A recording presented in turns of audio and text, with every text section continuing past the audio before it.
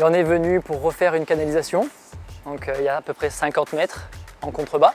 Alors il s'est passé que la canalisation date de la construction bien évidemment, donc des années 60, début des années 60. Et qu'avec les racines des arbres, etc., elle a été fissurée, les racines sont rentrées, donc ça déborde de partout, voilà, et ça pollue le sol. C'est un beau chantier et en fait on n'a pas besoin de venir avec voilà, des gros camions comme on peut voir, être 5, 6, 7 comme on peut les voir au bord de route. Là aujourd'hui on a eu besoin d'un camion standard avec 2 mètres carrés à l'arrière pour pouvoir travailler. Donc on peut aller sur les routes, sur les trottoirs, en balise, c'est notre force. Donc on réalise d'abord un passage caméra pour analyser la situation de la canalisation.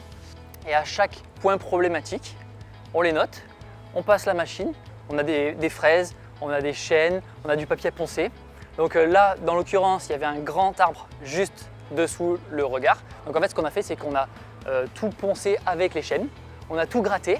Après, on a fini avec un coup de papier de verre pour faire propre. Et ensuite, on peut envoyer la gaine. Donc là, c'est la dernière étape. On chemise toute la canalisation sur les 30 mètres. Premièrement, on a enroulé la gaine. On a enroulé la gaine à l'intérieur de l'escargot parce qu'en fait, c'est une rétroversion. Avec la pression du compresseur, elle va avancer toute seule en fait, dans la canalisation, jusqu'en bas.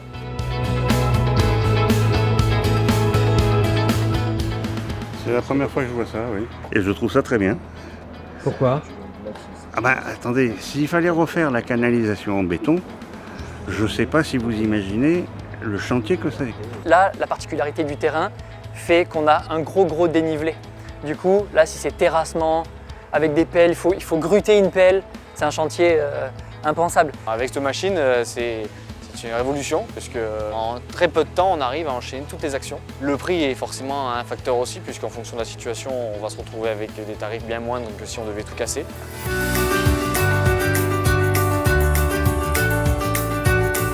Une fois qu'elle est apparue dans le regard d'en bas, on a coupé la corde et ensuite on a retiré une lampe à UV allumée pour pouvoir curer la gaine centimètre par centimètre jusqu'à arriver au départ où on était.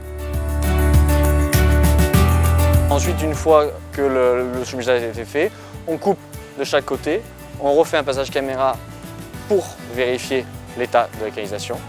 La particularité ici, en plus, c'est qu'on réalise aussi sur la canalisation du propriétaire qui est en passage pour lui rouvrir le passage puisqu'avec la gaine, on est venu boucher cet endroit.